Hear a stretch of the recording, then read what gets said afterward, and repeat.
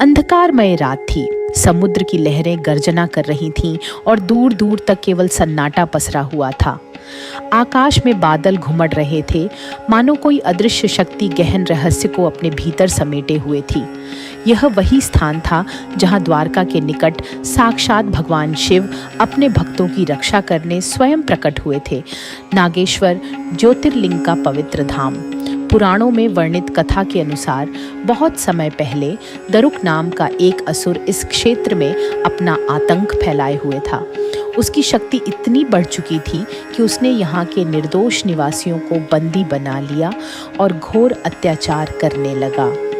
उसके पास नागों की एक विशाल सेना थी और उसकी पत्नी दरुका महादेवी से वरदान प्राप्त कर चुकी थी, जिसके कारण वह समुद्र तट के घने जंगलों में अपनी मायावी शक्ति से पूरी नगरी बसा चुकी थी।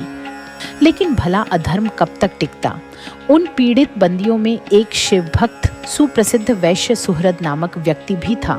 वह प्रतिदिन भगवान शिव की आराधना करता, अपनी करुणा भरी पुकार से महादेव को स्मरण करता। आंसू, उसकी श्रद्धा और उसकी अटूट आस्था ने साक्षात महादेव को प्रसन्न कर दिया। भगवान शिव ने उसकी पुकार सुनी और भयंकर तांडव रूप में प्रकट हुए। अचानक आकाश बिजली की कौंध से जल उठा, वातावरण कंपायमान हो गया। भगवान शिव अपने प्रलयंकारी रूप में उस मायावी नगरी में प्रकट हुए। त्रिशूल के एक ही प्रहार से उन्होंने असुर दरुक के समस्त मायाजाल को छिन्न भिन्न कर दिया। उसकी सेना धूल में मिल गई। दरुक शिव से युद्ध करने के लिए आगे बढ़ा, किंतु महादेव की तीसरी आंख की ज्वाला के आगे वह क्षण भर भी नहीं टिक सका और भस्म हो गया।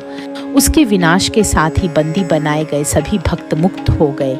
उन्होंने अपने आराध्य शिव के समक्ष नतमस्तक होकर श्रद्धा और समर्पण व्यक्त किया।